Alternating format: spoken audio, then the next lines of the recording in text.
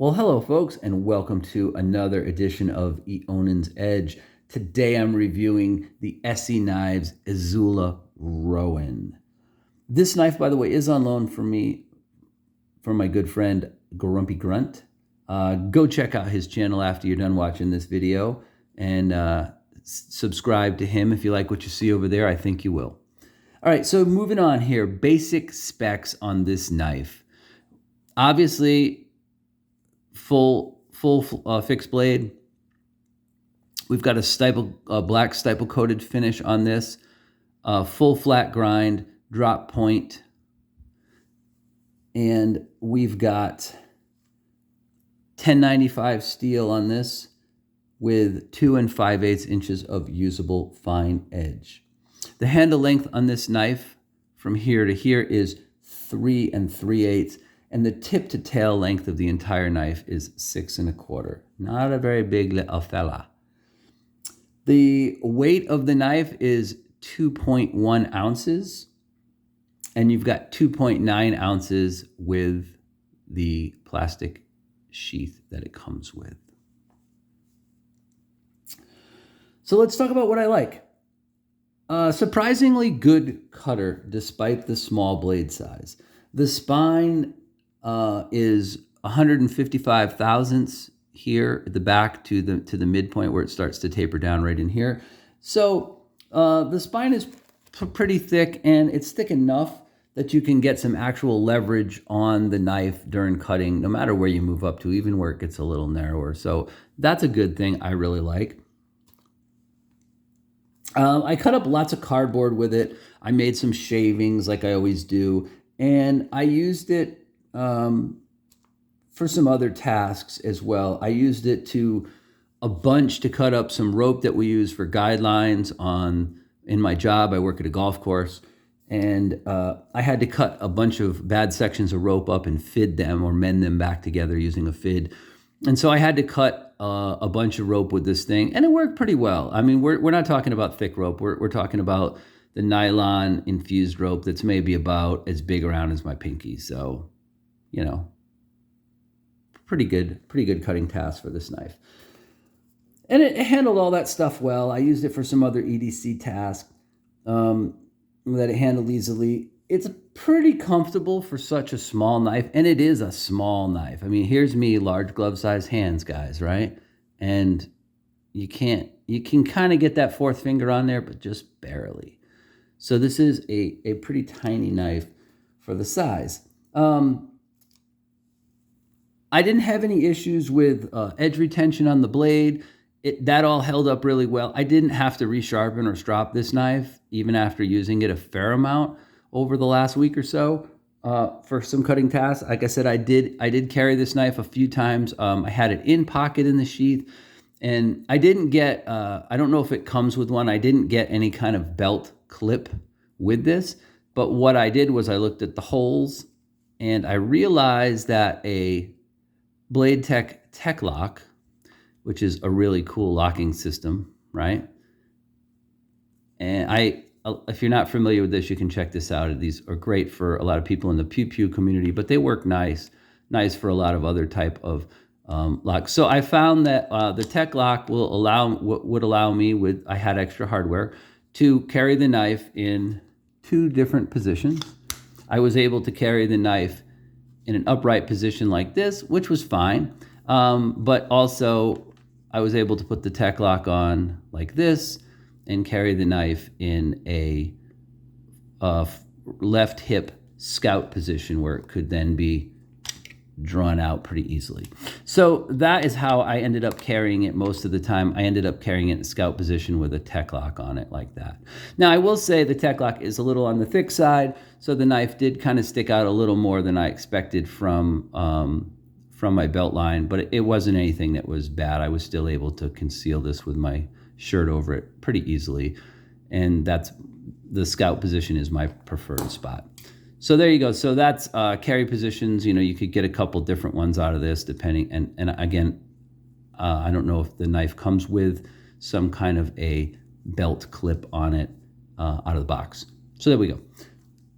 Let's talk about some things that I didn't like or issues I have with the knife.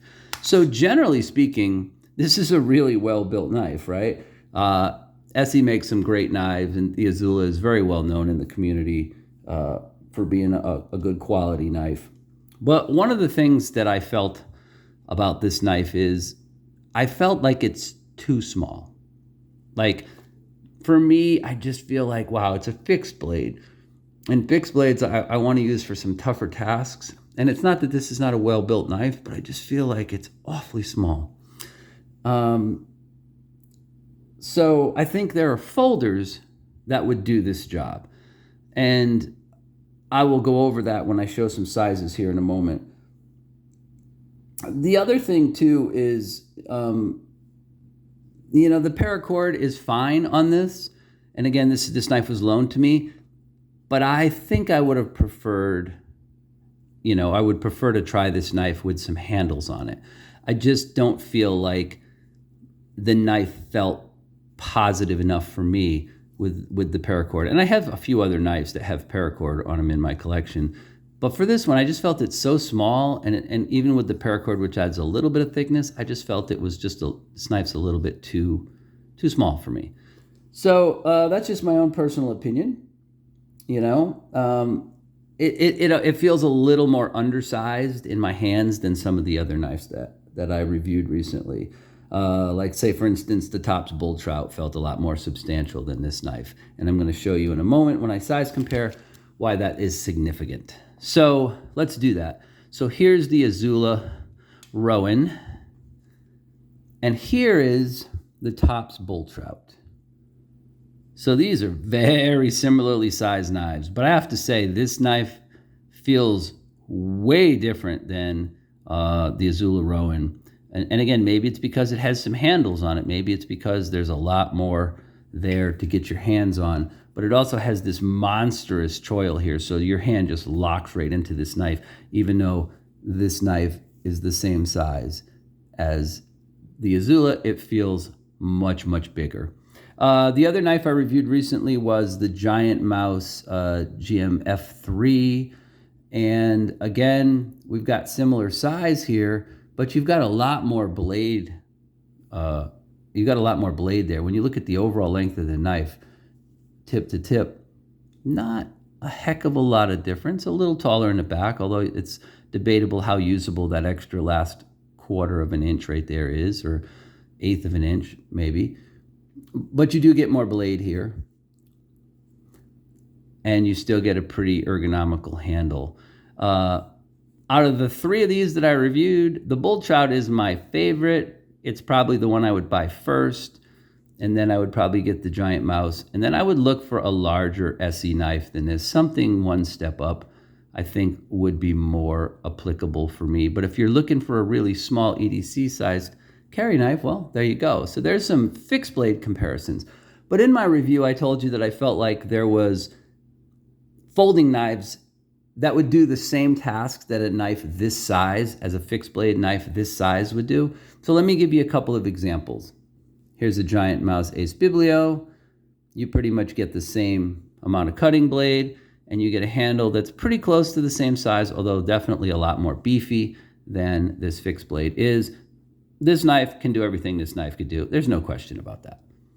Here's a brand new knife that's out that I feel like is another pretty good knife that you'd carry in this same size range with a similar amount of blade, really solid ergos. Obviously, it's a little thicker in here, and the handle is just a little longer, but when you put these two knives next to each other, there is not that much difference in size as far as overall length.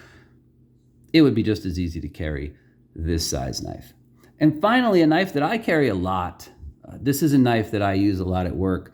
Here is a Benchmade Mini Griptilian, and I think this is the best comparison because this knife has a similar amount of blade, cutting edge on it. It has a similar length of handle. It has, a similar kind of feel to it. And width-wise, it's only a little bit thicker than this Rowen. So I don't know. I'm not convinced that this size fixed blade right here in this small of a configuration is for me. I like this knife, but I just feel it's a little too small. So there's the size comparisons, but let me summarize what I think overall here. Generally speaking, it's an ESEE knife.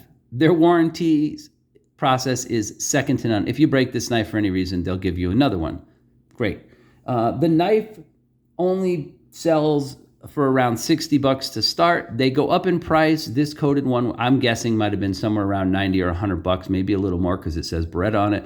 But they're a great knife in terms of build quality, and you know what you're getting for the price. Again, I think I would like this with the micarta on it, but it's a solid little knife.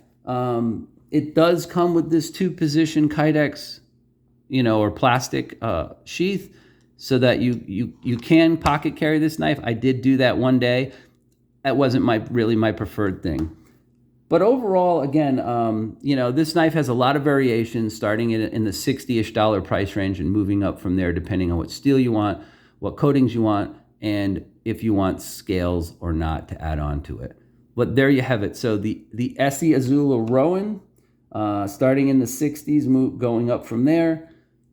Cool little fixed blade, a little too small for me though. All right, folks, that's all I got for today. Thanks again to Grumpy Grunt for sending me some fixed blades to review, especially this one. I hope you've enjoyed the video and found it informational. If you did, please think about hitting the like button down there and subscribing to my channel for future content notifications. And as always, folks, stay sharp.